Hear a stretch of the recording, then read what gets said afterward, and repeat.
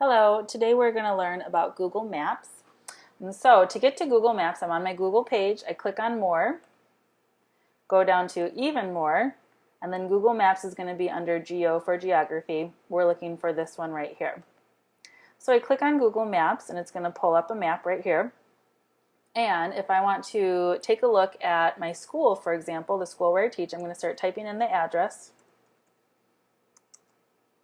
And you see that it's going to take my address and kind of narrow it down, so I don't even have to type in the whole thing. It pulls up that information. So here I've typed in my school's address.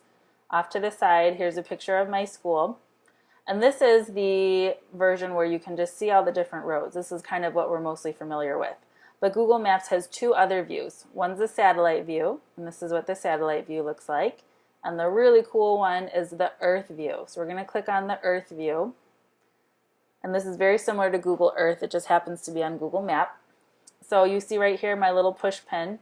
This is where the school is. And then this is really neat. I'm going to go up to here where it says Street View. And it's going to zoom in and show me exactly what my school looks like. So here's a picture of the school. And this must have been taken during the summer because we have some work going out in the front. And then I can click and pull to kind of see a 360 view going around the school. You can see the construction and see our school right here. It's very cool. Now over here on the left, I can get directions. So if I was coming from the city of Chicago to my school, I click on Get Directions. And it's going to show me some different directions. You see the path is highlighted right here. It does give me some different options. So here's one way. When I hover over this one, you can see how the new route is lit up, and here is another way too. It also tells you the mileage as well as the estimated time in current traffic. So after I've selected my route, it's going to give me the steps down here and how long I'm on each road until I finally get there. I can also see what would happen if I decided I want to take public transportation, if I wanted to walk, or if I wanted to ride a bike. I can also save this to my places, I can print out these directions, or I could link this on a website. It's very cool. All right, let's do a national landmark. I'm going to type in Mount Rushmore. You can see different things are popping up. I'm going to do the Mount Rushmore, just South Dakota, the general one. We'll see what happens. So you can see I'm zooming over, and I see my little A right here, my little push pin, so that's where it is. Now off to the side here, I just want you to notice that some of these are ads. The ones that are discolored a little, the kind of a off-white yellow color, you can see even over here it says ad.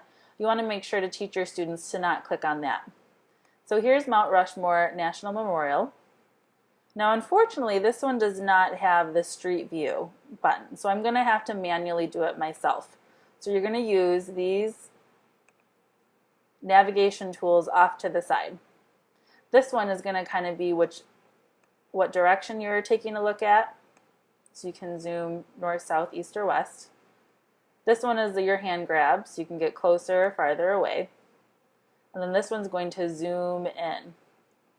So I'm going to have to kind of just play around a little bit to figure out the best way to see my monument. But as you can see, it's not very hard to do. It's actually pretty easy to do. It doesn't take that long. You can get a nice view and then have this be a discussion for your students of what presidents are on there and why do you think they made it on there. The applications for the classroom with Google Map are never ending. You could have this be for social studies, talk about different history. You could have this be for also for social studies to talk about different cultures. Take a look at different countries, to go to the street view so you can see the difference between what the city of Chicago would look like versus the city of Bangkok. You can do Google Lit Trips on here. You can also do that on Google Earth, but it would work on Google Maps too. You can also do maps to talk about the distance between different things. So here, if I wanted to get directions to see how far is it from my school. Oh, I think I have an extra 2 in there.